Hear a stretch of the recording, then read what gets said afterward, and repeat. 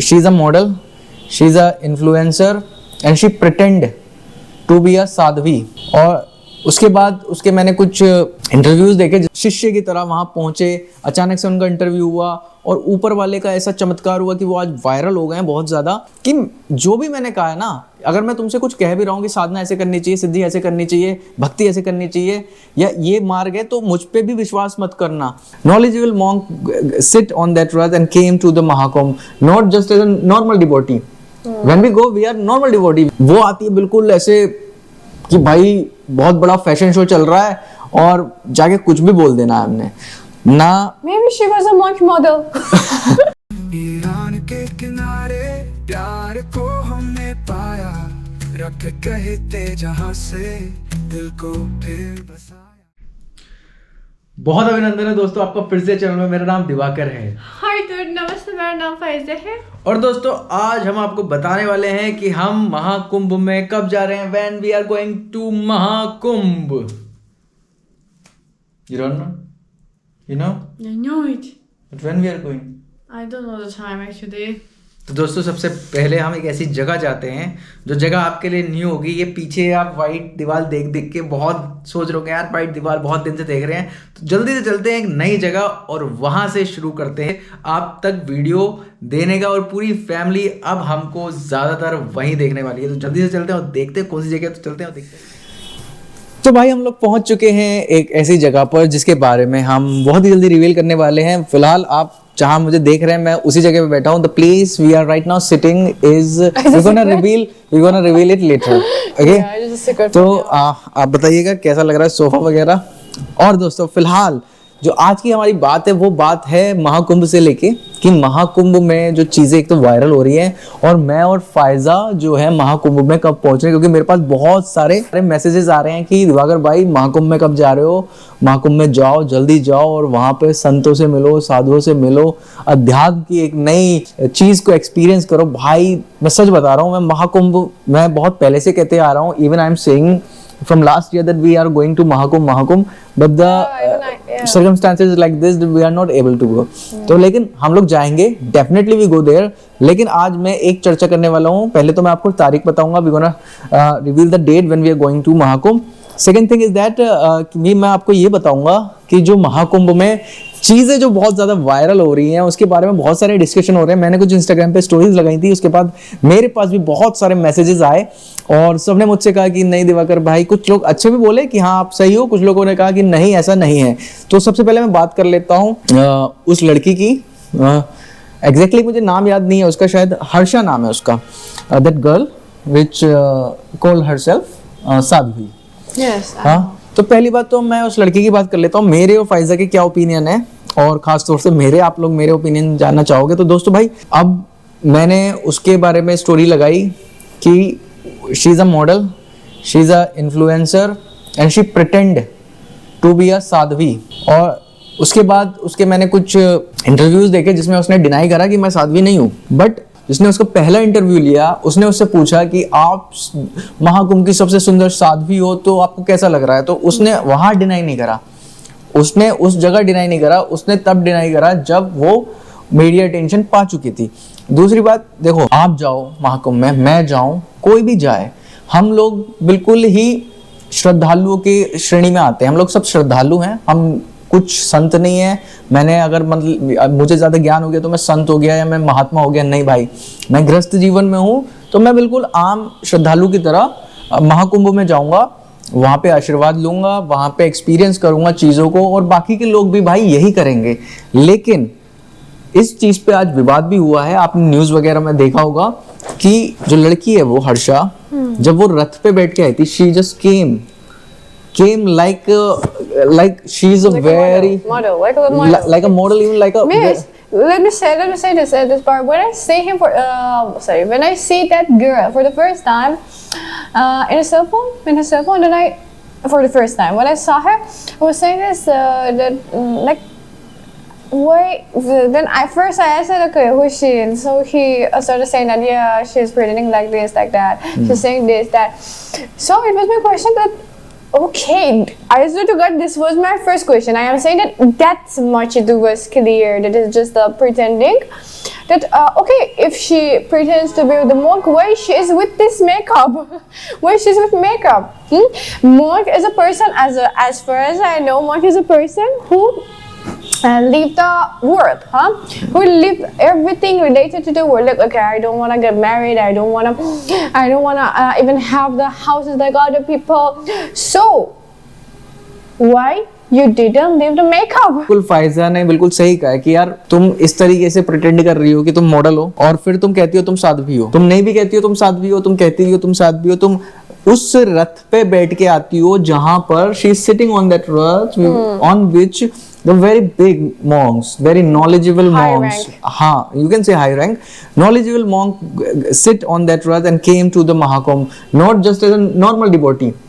When we go, we are normal devotee. वो आती है बिल्कुल ऐसे कि भाई बहुत बड़ा फैशन शो चल रहा है और जाके कुछ भी बोल देना है हमने ना. Maybe she was a monk model. ना उसने गुरु दीक्षा ली जो उसने अपने इंटरव्यू में कहा, ना उसको ज्ञान ध्यान साधना समाधि कितने अखाड़े होते हैं, किस तरीके की प्रक्रिया होती है, किस तरीके की दिनचर्या होती है, क्या साधवियों की चीज है. सबसे पहले क्या करना है, अरे यार आप जटा बना लो, आपके पास बाल हैं, आप ऐसे करके भांग रगड़ोगे ना बालों में तो जटा बन जाएंगी, उसमें कोई बड़ी बात नहीं. आप जटा बना के आप पहुंच गए कि भाई अब तो हम साध्वी हो गए, तो ये गलत है. और अगर हम लोग आप और हम लोग इसको क्रिटिसाइज नहीं करेंगे ना तो दूसरे धर्म के लोग इसका मजाक बनाएंगे, दूसरे मजहब के लोग हमारे धर्म का मजाक बनाएंगे, फिर हम डिफेंड नहीं कर पाएंगे. तो भाई गलत को गलत बोलो, सही को सही बोलो, ऐसी चीज करो, ऐसे लोगों को आगे लेके आओ जो आपके लिए एक लाइफ में वैल्यूज ऐड करें. ये ना हो कि भाई उसकी पुरानी, और रिसेंटली मैंने सुना है कि वो बैंकॉक में उसने शो करा, अभी कितना सच है कितना गलत है भाई मेरे को तो नहीं पता, बट अगर ऐसा है तो कितनी गलत बात है. तो और उसके बाद वो फिर कहती है कि वो रोने लगती है एक इंटरव्यू में और कहती है कि भाई मेरे खिलाफ जो है गलत हो रहा है. अब भाई ये सिर्फ मैं या दूसरे सनातन से जो सनातन के लिए सही में बोलने वाले लोग हैं, ये हम वही लोग नहीं बोल रहे, बल्कि खुद एक शंकराचार्य ने भी उसके रथ पे बैठ के आने पर आपत्ति जाहिर करी है कि भाई वो रथ पे बैठ के आई कैसे. अभी तो उसने गुरु दीक्षा भी नहीं ली, उसने कोई सन्यास भी नहीं लिया, उसने अपने पिंडदान भी नहीं करे, उसने घर परिवार भी नहीं छोड़ा, वो कैसे आ गई. यहाँ तक कि उसकी जो मदर है वो इंटरव्यू में ये कह रही है कि हमने 2 लड़के ढूंढे हैं इसके लिए. Her mother is saying that yeah, she's saying that she is not a monk, and even she is saying that they find 2 boys as suitor for her. So where she is a monk? तो भाई media attention के लिए कुछ पाने के लिए ऐसा करना. This news is from some kind of label? No. Yeah, of course. Label? Yeah. तो भाई ये गलत है और इसको अगर आप गलत नहीं बोलोगे, हम और आप लोग गलत नहीं बोल. Sorry to interrupt you, but I want to say this thing that okay, I have a question for you. When the action is wrong, the best answer is silence, ignorance, and encouraging. The best thing that you can do, I mean, it is not only, it is not about right, it is your duty. You have to definitely criticize it. All of us are living in the same world. All of us, even now, right now, we are living in India, okay? When you be ignorant about such people, the numbers of such people get increased and increased. And what happened to the world? What happened to India? India will be full of deceivers and tricky people. Right. And this is good. That is a good. So, look, when there is a wrong action, after that, the best reaction you can show to it is criticize. Right. Not being ignorant. तो भाई Pfizer का कहना बिल्कुल सही है कि अगर हम लोग क्रिटिसाइज नहीं करेंगे ऐसे लोगों को तो ये लोग आगे आते रहेंगे और लोगों को ठगते रहेंगे और धर्म को बदनाम करते रहेंगे. तो हमारा सीधा ये मतलब है कि अगर तुम किसी प्रोसेस में हो तो जिस प्रोसेस से अभी तुम पास भी नहीं हुए हो, तुम कैसे कह सकते हो तुम उस प्रोसेस के प्रिंसिपल हो. आप इसे ऐसे समझ सकते हैं, let's take an example like this, that there is a kid in a school, he is in a process of studying and he declare himself as a principal. तो भाई एक बच्चा है जो कि स्कूल में पढ़ रहा है और वो अपनी स्टडीज कर रहा है, लेकिन वो कल को ये बोल देता है कि मैं प्रिंसिपल हूं. तो आप क्या सोचोगे भाई, जब प्रोसेस ही कंप्लीट नहीं करा, जब तुमने अपना सन्यास ही कंप्लीट नहीं करा, तुम उस जगह कैसे पहुंच सकती हो. ये गलत है, ये बहुत बड़ा अनर्थ है. और इसके खिलाफ हमें बोलना चाहिए और उसको ट्रोल नहीं, trolling is bad, trolling means abusing and something, not trolling, उसको क्रिटिसाइज करना चाहिए। Trolling means some kind of negative tool for the person who is innocent, who didn't do anything wrong. But when a person does something wrong, you have to definitely take action, and it is not a right. It is your duty more than a right. तो भाई ये trolling नहीं है, ये एक सच का आईना दिखाना है। we have to show the mirror of truth to that girl, कि आप ऐसा मत करो और माफी मांगो इसके लिए जो आपने करा है, कि मुझे वहां नहीं होना चाहिए था और मुझे भी एक आम साधक, एक आम श्रद्धालु की तरह आना चाहिए था और मुझे ऐसे इंटरव्यू नहीं देने चाहिए जबकि मैं हुई नहीं, जो चीज मैं हुई नहीं मुझे इंटरव्यू देने की क्या जरूरत है, साफ साफ बोलना था उसमें। बाकी उसने कहा कि मैं शिष्य हूँ भाई, उनके जो जिनका उन्होंने नाम लिया उनके तो पता नहीं कितने शिष्य हैं, लेकिन सभी के रथ पे बैठ के आ रहे हैं, तो भाई ये चीज गलत है। और इसीलिए मैंने बोला है, और आप लोग भी इसको क्रिटिसाइज करो जितना ज्यादा हो सकता है, ट्रोल मत करो, गलत मत बोलो, बस ये उसको ये क्रिटिसाइज करो कि भाई तुमको तुम कोई धर्म के ठेकेदार नहीं हो, तुम्हें धर्म की अभी नॉलेज नहीं है, तो तुम अनाप शनाप धर्म के बारे में मत बोलो और बदनाम मत करो। But look at the reality. Like, be reasonable, please. Here, don't be emotional. First of all, if she is a monk, why she still keeps those kind of videos in her page, huh? Yeah, the videos are not bad at all. But a person who is monk, put all these things aside. A person who becomes a monk put so many big things aside, and makeup is nothing. Why a person who announces herself as a monk must be full of makeup?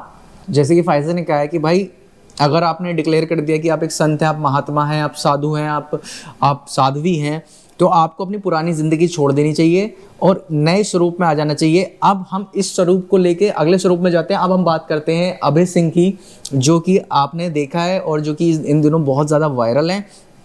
Abhay Singh जो कि एक IITian है, aerospace engineer हैं, Canada में job कर चुके हैं, बहुत सारी घटनाएं उनके जीवन में घटित हो चुकी हैं, कई सालों से वो भ्रमण कर रहे हैं और अब भी सच की खोज में और नॉलेज की खोज में जगह जगह से टीचिंग ले रहे हैं, जगह जगह से ज्ञान प्राप्त कर रहे हैं। अब मैं उनकी बात कर लेता हूँ अभय सिंह की।